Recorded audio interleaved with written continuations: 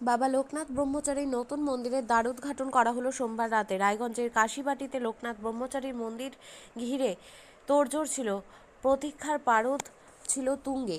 সাধারণ ভক্তরা অপেক্ষায় ছিলেন কবে মন্দিরের দ্বারোদ্ঘাটন হবে। অবশেষে 18ই জ্যৈষ্ঠ সোমবার লোকনাথ ভগবত মঠ পরিচালিত এই মন্দিরের শুভ উদ্বোধন হয়। উদ্বোধনী পর্বে উপস্থিত ছিলেন বিধায়ক কৃষ্ণ কল্যাণী এবং রায়গঞ্জ পৌরসভার উপপ্রশাসক অরিন্দম সরকার, প্রশাসক মণ্ডলীর সদস্য সাধন বর্মন, প্রদীপ কল্যাণী, ওয়ার্ড কোঅর্ডিনেটর নয়ন দাস, শিল্পী দাস, মার্চেন্ট অ্যাসোসিয়েশনের সাধারণ সম্পাদক অতনু বন্ধু লাহিড়ী সহ অনেকেই। ওয়ার্ড কোঅর্ডিনেটর আর নয়ন দাস বলেন, এখানে 54 বছর ধরে বাবা লোকনাথের আরাধনা করা হচ্ছে। সকলের সহযোগিতায় বাবা লোকনাথের নতুন মন্দিরে এখন থেকে শুরু হলো পুজো। এখানে সারা বছর সমস্ত ভক্তদের জন্য দ্বার উন্মুক্ত থাকবে।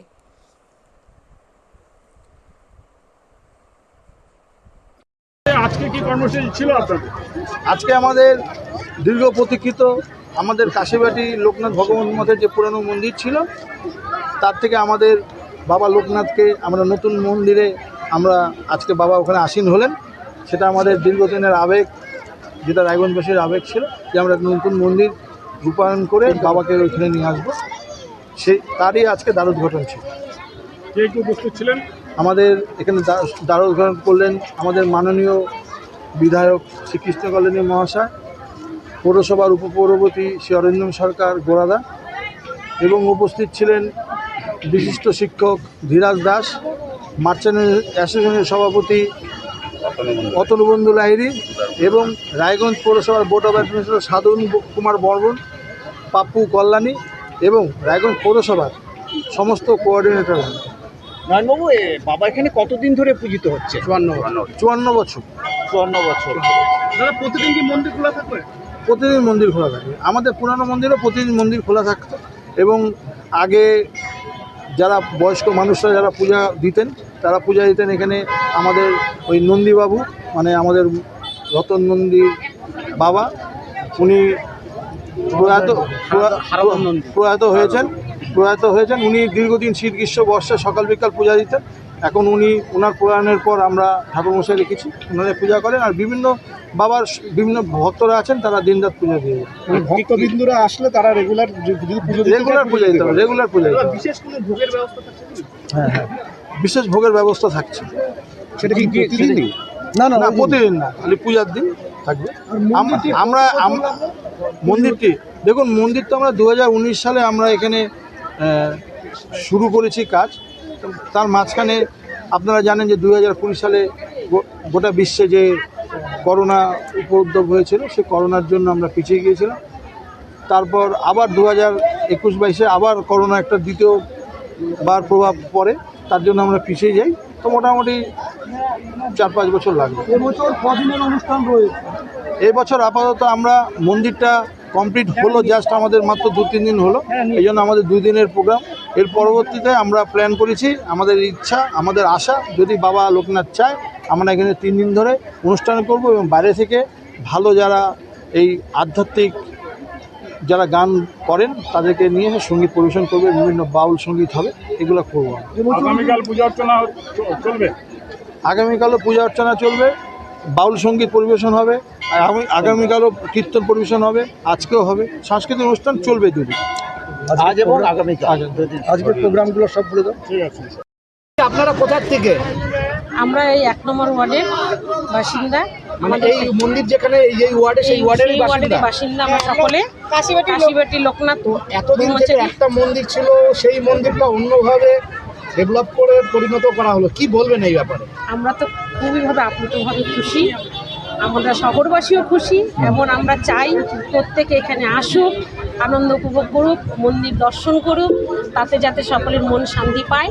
আর এই মন্দিরে উদ্যোক্তারা, আগে তো মন্দির ছিলই আমাদের, এই নতুন রূপে সেজে ওঠার জন্য আমাদের কাউন্সিলর কোঅর্ডিনেটর নয়ন দাস, তার উদ্যোগে আমাদের সকল রায়গঞ্জবাসী এবং ভক্তবৃন্দ সকলে মিলে এই আমাদের বাবা লোকনাথ মন্দিরটা তৈরি করা হয়েছে। আজ তার শুভ উদ্বোধন হলো। এখানে অনেক ভক্তবৃন্দ এসেছিলেন, এমন গুণীগান ব্যক্তিরাও এসেছিলেন এখানে। কি নাম দিদি? আমার নাম ডলি বারুই দাস। তো কেমন লাগছে আপনাদের? খুব ভালো লাগছে, খুশি খুব খুশি আমরা, খুবই আমাদের কাশিবাটির মানে কাশিবাটি এক নম্বরে আমাদের একটা স্বপ্ন পূরণ হয়েছে নতুন মন্দির হয়ে। এই মন্দির নিয়ে রায়গঞ্জবাসী তথা উত্তরবঙ্গবাসীর কি বার্তা দেবেন? আসুক এখানে, সবাই আনন্দ উপভোগ করুক। হ্যাঁ, সেটাই বার্তা। আপনিও কি মুরগি প্রতিপালন করে আর্থিক লাভের মুখ দেখতে চান? হরেক রকম প্রজাতির মুরগির শাবক লালন পালন করে বিক্রয় করে লাভবান হতে পারবেন খুব সহজেই। তাহলে আর চিন্তা নেই, আপনার জন্য প্রচেষ্টা নিয়ে এসেছে সেই সুযোগ। একই ফার্মে হরেক রকম প্রজাতির মুরগি পেয়ে যাবেন এখানে। এখানে রয়েছে করকনাথ মুরগি, এছাড়াও আছে গিনি, ফ্রিগেল, টার্কি দেশি, এছাড়াও কোয়েল মুরগির শাবক। পাইকারি এবং খুচরো বিক্রয় করা হয়। যারা মুরগি পালন করে লাভবান হতে চান তাদের সকলকে আহ্বান জানাই আমরা। আজই চলে আসুন আমাদের প্রতিষ্ঠানে। আমাদের ঠিকানা মহারাজাহাট, রায়গঞ্জ, উত্তর দিনাজপুর। মোবাইল নম্বর 8250428960, 8145717292, 9907063902। শিক্ষাই জাতির মেরুদণ্ড। ছোট ছোট শিশুদের প্রাথমিক শিক্ষা পরিপূর্ণ না হলে আগামীতে সেই শিশুরা সঠিক পথে চলতে গিয়ে হোঁচট খায়। শিশুদের এই শিক্ষার প্রয়োজনীয়তাকে সামনে রেখেই গত 1 বছর ধরে পরিষেবা দিয়ে চলেছে জিনিয়াস এডুকেয়ার একাডেমি। শিশুদের অত্যাধুনিক শিক্ষায় শিক্ষিত করে তোলার একমাত্র বিশ্বস্ত প্রতিষ্ঠান এই একাডেমি। এখানে অভিজ্ঞ শিক্ষক শিক্ষিকা দ্বারা যত্ন সহকারে মাতৃভাষা বাংলা মাধ্যমে পড়ুয়াদের শিক্ষা দেওয়া হয়। একেবারে খেলার ছলে বিনোদনমূলকভাবে বাচ্চাদের এখানে পাঠ দেওয়া হয়। পড়াশোনার পাশাপাশি বাচ্চাদের বিনোদনের ব্যবস্থাও রয়েছে এখানে। তাই আপনার বাচ্চাকে ছোট থেকে অভিনব শিক্ষায় শিক্ষিত করে মানুষের মতো মানুষ করে তুলতে হলে এই শিক্ষা প্রতিষ্ঠানের উপরে ভরসা করতেই হবে।